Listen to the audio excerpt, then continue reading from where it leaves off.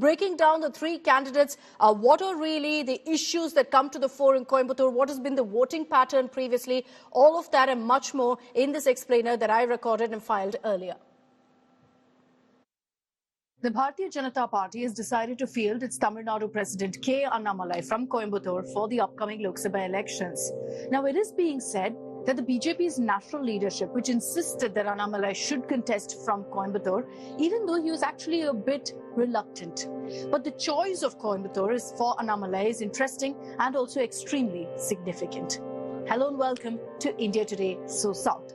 Dominated by the Dravidian majors of the DMK and AIADMK, Tamil Nadu is seeing fresh competition this time from the BJP.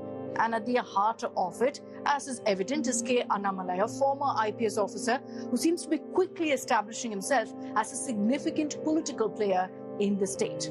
I'm going to be bringing you the reasons behind why Coimbatore and the Western Belt in Tamil Nadu occupies a central space in BJP's Tamil Nadu push, while also looking at the DMK and the AIADMK candidates and the caste calculations in Coimbatore. Now, there are three candidates who are fighting it out in Coimbatore. It's a battle between Annamalai, the BJP Tamil Nadu chief, Singai Ramachandran, the IT wing head of the AIADMK, and Ganapati B. Rajkumar of the DMK. He was a former mayor of Coimbatore, which is also, of course, known as Kovai locally. Before we get into really which candidate stands a better chance and why, let's first take a look at the demography and the voting patterns in Coimbatore, which perhaps could tell you what's going to happen this time. Now, for more than 4 decades, the western belt of Tamil Nadu, it's very popularly called as Kongu Nadu or Kongu Mandalam in Tamil, has without doubt been a bastion of the AIADMK. It's played a significant role in who sits really at the throne of Fort St. George. I'm referring to Chennai, the seat of power of the Tamil Nadu government. Traditionally, the Gaundars, who occupy a significant percentage of the population here, and other castes have always put their weight behind the AIADMK. The Kongu belt, which is in West Tamil Nadu, has traditionally been with the AIADMK, and more than half of the AIADMK's tally of 66 legislators in Tamil Nadu in 2021 came from this region. So it tells you how strong and powerful they are here. But the influence of the AIADMK in this Kongu Nadu does seem to be waning. The DMK and its alliance partners won all 8 Lok Sabha seats in the 2019 general elections from this area. In Coimbatore, in the 2019 general elections, it was CPIM candidate PR Natarajan who won by a massive victory margin of nearly 1.8 lakh votes, overall securing 5,71,000 votes. Natarajan had defeated CP Radhakrishnan of the BJP, who finished second with 3,92,000 plus votes.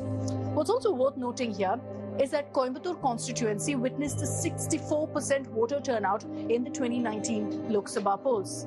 It's a communally sensitive constituency. It's helped the BJP, therefore, cultivate a strong Hindu vote bank, which is not necessarily the case across Tamil Nadu. Coimbatore, importantly, is also home to a large North Indian workforce that's employed in the textile mills, think Tirupur. So all of this makes BJP believe that they have a strong chance in this particular seat.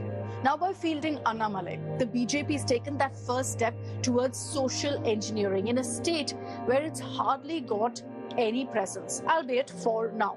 The BJP, therefore, is banking heavily on Annamalai and him doing well in Coimbatore, particularly because he hails from the dominant community, the Gaundars, as I mentioned earlier.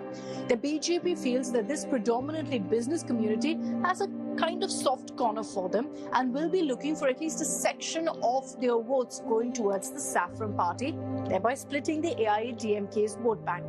The BJP also hopes that Annamalai's clean image, his impressive record as a police officer, would help to kind of strike a chord with youngsters in the constituency. He's been going viral, of course, for all the statements and his attacks at the DMK. Now, Annamalai's success or failure will play a massive role in BJP's grand plans for Tamil Nadu, where they're attempting to completely cut off the Dravidian baseline. And they're looking at a long-term plan here in which Annamalai plays a key role.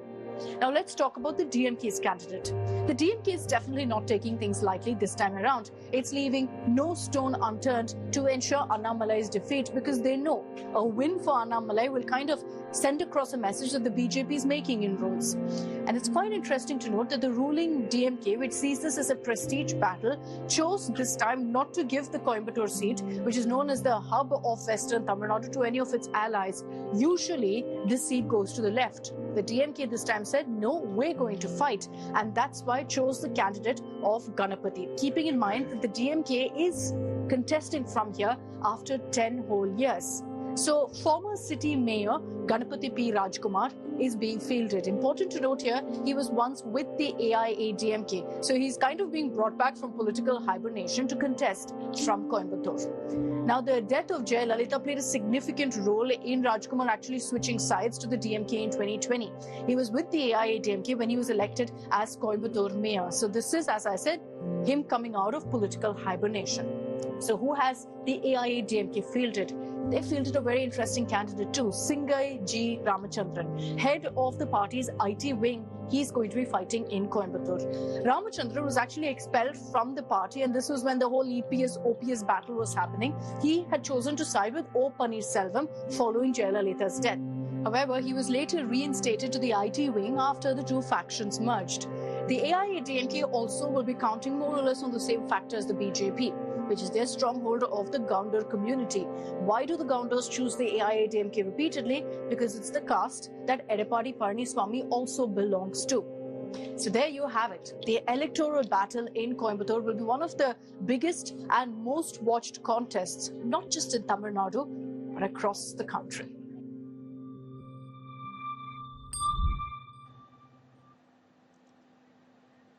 So that's all that you need to know about the big Coimbatore battle. The other seats to watch out for in Tamil Nadu are largely in Chennai. Chennai South, Chennai Central are going to be very interesting constituencies, very interesting fights. I want to play out now a conversation that my colleague Pramod Madhav had exclusively with Chennai Central candidate, the incumbent MP, Dayanidhi Maran.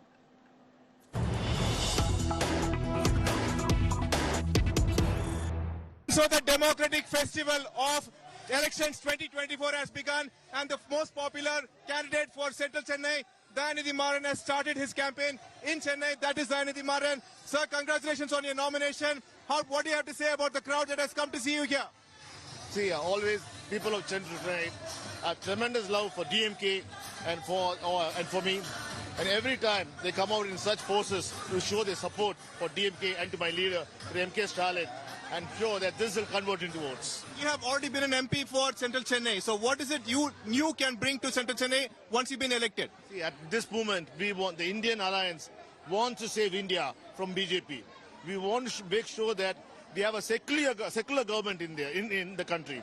Right now, BJP is ensured that the people are to suffer, and we are trying to fight. We are trying to unite the country to fight back for secularism. What do you have to say about Annamalai and others' nomination in Coimbatore? They claim that BJP will make inroads into Tamil Nadu this time.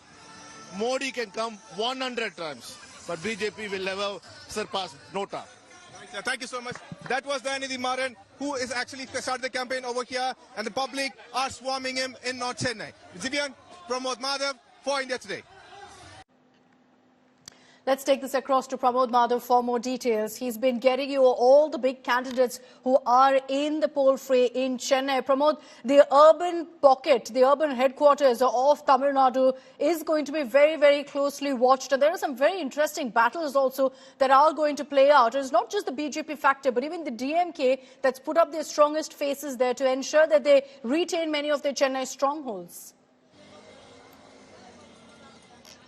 It absolutely is, Akshita. We have North, Central and South Chennai, and for North, like all three are with DMK presently, Kalanidhi Veerasamy, Dayanidhi Maran and Tamil Pandian. Interestingly, in South Chennai, this time it's going to be Tamil versus Tamil. Tamil Pandian from DMK is going to compete against Tamilisai Soundarajan, the former governor from BJP, and Jayawardhan, AIADMK's candidate, is going to be there. In Central Chennai, it is Dayanidhi Maran. We also have AIADMK candidate, and also BJP's Vinod P. Selvam is also contesting from here. And similarly, North Chennai was the one that actually made into news yesterday because of the way literally the boys behaved in the election office yesterday, where just because of a tussle over a token issuance, that it turned into a huge issue between DMK and AIADMK, and finally it got resolved. So all kind of like action is expected in Chennai itself, Akshita.